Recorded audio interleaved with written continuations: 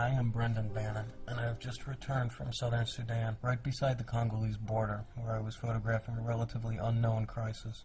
The rebel group, the Lord's Resistance Army, or the LRA, have been attacking villages, killing people, kidnapping children in the northeast of Congo, and also within Sudan. Following a military offensive against them, the LRA attacks intensified against civilians. Tens of thousands of refugees thus fled and crossed from Congo to southern Sudan. There are also thousands of displaced Sudanese. The area is filled with fear and filled with tension. Most of the people that I saw who had sought refuge had a real look of trauma on their faces, and in their eyes and in the way that they held themselves. You could just see it. People there are really worried. When you're on the road, you see people traveling by foot or by motorcycle with spears in their hands or bows and arrows on their backs. And this isn't common, this is exceptional. And it's happening this way because people are scared of when the next attack will hit. Throughout the area, towns and villages are constantly being attacked by rebels. And these incredible, brutal attacks don't make the news. They should, because what's happening there is a catastrophe for these people. There are scores of people who have been kidnapped. There are families that have been completely ripped apart. Family members abducted and enslaved. In the small villages surrounding Yambio, there were always reports of attacks. Every day I would hear that people had been captured the day before. I also heard first-hand reports of people being killed. There seemed to always be refugees arriving from Congo. Around Yambio, MSF is supporting the communities with mobile health clinics. They're also providing medicine and other support for local health structures in South Sudan. Wherever there are large gatherings of people like this, there's always the danger that diseases can break out.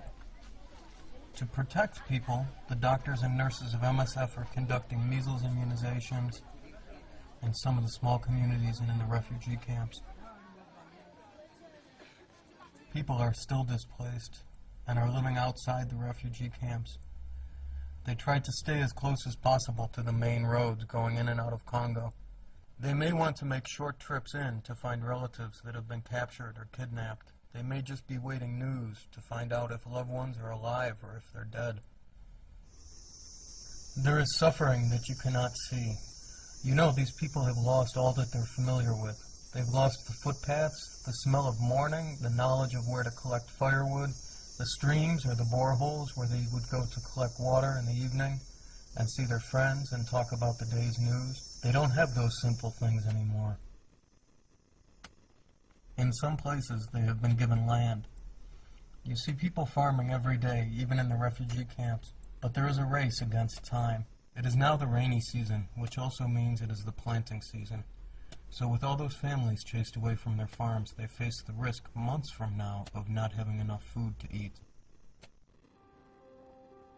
People are terrified to go back home, and with good reason. They've watched their friends and relatives get slaughtered, and the attacks are still ongoing, even in southern Sudan. And some simply can't go back. I met a teenager, paralyzed years ago, whose family was killed. He was carried out of the bush and across the border on the back of a neighbor's bicycle. Now he's surviving from the kindness of strangers alone.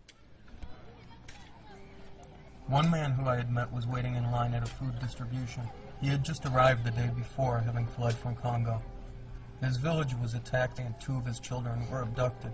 And I remember, he said, "I don't know what kind of father I am. What kind of life am I living that I can lose my 2 children like this?" MSF was working across a broad stretch of the border area. In another district, a town called Nyori, there was another refugee camp where MSF had set up medical care. They organized a group of refugees who had worked as nurses. They served as health promoters. They spent days walking around, talking to people about health, listening to people's stories about what they'd been through, and often just offering a compassionate ear. Every day the clinic was full. There were everyday injuries that needed tending to. There were kids with malarial fevers, pregnant women, and newborn children. Before these attacks, these Congolese and southern Sudanese people lived a simple but challenging life. They didn't have everything, but they had each other. And now, my hat goes off to people who survive there on a daily basis. You know, life in this part of the world is hard enough without something terrible like this happening.